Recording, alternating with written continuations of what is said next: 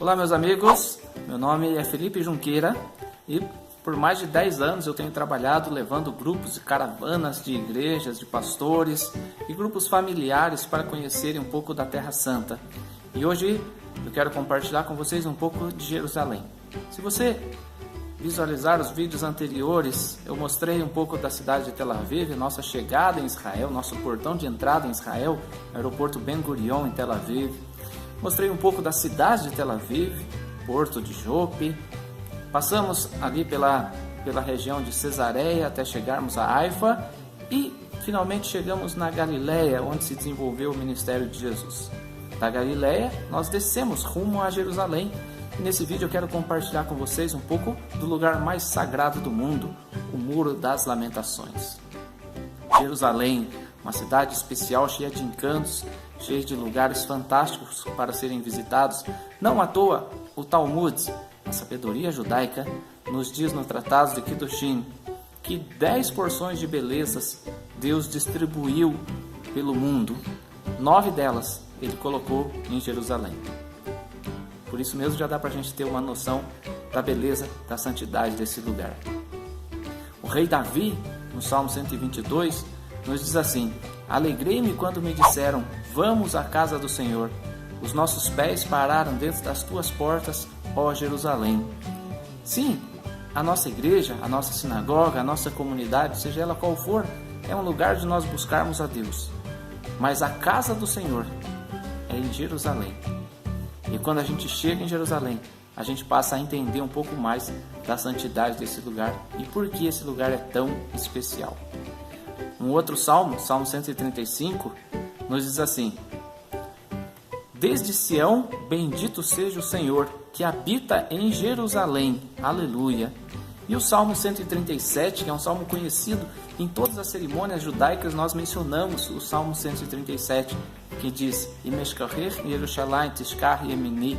Se eu me esquecer de ti, ó Jerusalém, que se resseque a minha mão direita, apegue-se minha língua ao paladar, se me não lembrar de ti, se não preferir eu, Jerusalém, a minha maior alegria. Então, por esses salmos, por esses textos, pelo Talmud e por várias outras questões, a gente passa a entender a santidade de Jerusalém, o lugar onde Deus habita. Deus habita no mundo inteiro, Deus está em todos os lugares, mas Jerusalém, vamos dizer assim, é o lugar onde Deus se sente à vontade. E é para lá que eu quero te convidar a visitar a casa de Deus. Mesmo em Jerusalém, existe um lugar mais especial. Toda Jerusalém é santa, mas existe um lugar mais especial. E esse lugar é o Muro das Lamentações.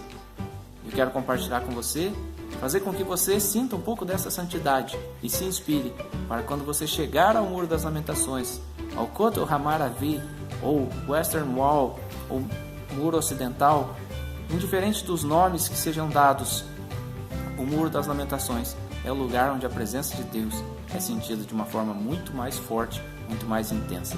Quer saber por quê? Continue assistindo o nosso vídeo então. Não há como visitar Jerusalém, onde o próprio Deus habita, e não visitar o lugar que é a sua casa, o lugar do templo sagrado. Mas como, se o templo sagrado não existe mais?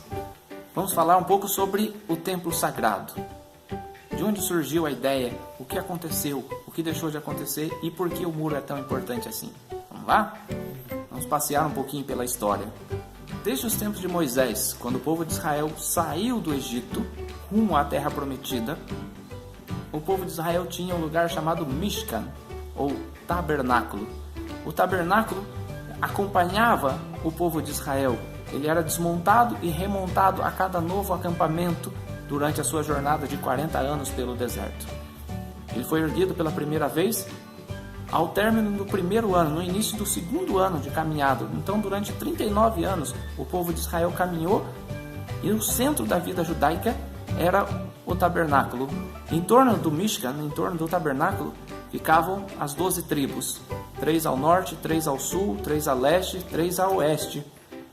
E a tribo de Levi era a que ficava mais próximo e dentro dela a família dos Kohanim, dos sacerdotes. Dentro da área do tabernáculo. E o tabernáculo foi o centro da vida judaica até os dias do rei Davi. Davi, um dia, o grande rei de Israel, estando no seu palácio, olhou e disse: eu habito num palácio e Deus habita numa tenda. Eu quero construir a Deus um templo. E Deus, como a história nos diz, como a Bíblia nos relata, disse a Davi: você não vai construir, porque suas mãos estão cheias de sangue, mas o seu filho há de erguer. E Salomão, então, o filho de Davi, cumpriu a promessa, tendo erguido o primeiro templo em Jerusalém. Isso mais ou menos 3.000 anos atrás. Quando o grande rei Salomão terminou de erguer o templo, ele orou a Deus na festa da dedicação, na inauguração do templo. Ele orou a Deus. Está relatado no livro de Crônicas, assim as palavras do rei Salomão: também ao estrangeiro, que não for do teu povo de Israel, porém vier de terras remotas, por amor do teu grande nome e por causa da tua mão poderosa e do teu braço estendido, e orar, voltado para esta casa, ouve tu dos céus, do lugar da tua habitação, e faze tudo o que o estrangeiro te pedir, a fim de que todos os povos da terra conheçam o teu nome, para te temerem como o teu povo de Israel, e para saberem que esta casa que eu edifiquei é chamada pelo teu nome. Depois dessas belas palavras da oração do sábio rei Salomão, Deus responde, Deus aparece a ele e responde. E o que Deus respondeu a Salomão? Veja, na continuação do texto, Crônicas capítulo 7, nos diz assim: estarão abertos os meus olhos e atentos os meus ouvidos à oração que se fizer neste lugar, porque eu escolhi e santifiquei esta casa, para que nela esteja o meu nome perpetuamente, e nela estarão fixos os meus olhos e o meu coração todos os dias. Deus se comprometeu com Salomão de que os olhos dele estariam voltados para aquele lugar todos os dias, e que ele, o Senhor, atenderia a oração que fosse feita naquele lugar. Isso torna o lugar mágico, especial. Por quê? Porque a presença de Deus paira sobre aquele lugar. Você pode ver ao longo das fotos, mas há uma frase que está fixada nas entradas do Muro das Lamentações, que diz assim: a presença divina nunca se moveu deste lugar. Então, torna esse lugar muito mais mágico, muito mais especial ainda. Em Jerusalém, no Muro das Lamentações, ocorrem várias cerimônias judaicas ao longo do ano. Então, toda segunda e quinta-feira é a oportunidade de você ver um bar mitzvah. Então, se a gente estiver no Muro das Lamentações na segunda-feira de manhã, você vai ver muitos meninos sendo chamados, quando eles atingem 13 anos, os meninos judeus são chamados para ler a Torá pela primeira vez. Então isso ocorre corriqueiramente no Muro das Lamentações, toda segunda e quinta-feira. É uma cerimônia muito bonita e você, se você tiver a oportunidade de estar no Muro das Lamentações, vai poder presenciar e quem sabe tomar parte nessa cerimônia, tá? Enfim, Salomão, o grande rei, construiu o templo em Jerusalém e esse templo passou a ser o centro da vida judaica. Isso durou por um período até que o rei Nabucodonosor da Babilônia invadiu e conquistou e levou cativo os judeus por um período de 70 anos. Nesse período, o templo foi destruído para posteriormente, nos dias de Esdras e Neemias, eles receberem a ordem para retomarem e reconstruírem o templo e a adoração a Deus. Então foi reconstruído o templo. E o segundo templo, que às vezes é chamado de templo de Zorobabel, ou templo de Herodes, não que Herodes tenha construído o segundo templo, mas ele construiu uma grande praça, um grande pátio em torno do templo, e às vezes as pessoas chamam o templo de Herodes. Enfim, o segundo templo, construído pelo povo de Israel, ele foi destruído por Tito no ano 70, e desde então, judeus do mundo inteiro e pessoas não da fé judaica, mas de outros segmentos religiosos, continuam a visitar Jerusalém e o Muro das Lamentações, para ali depositarem as suas preces diante de Deus.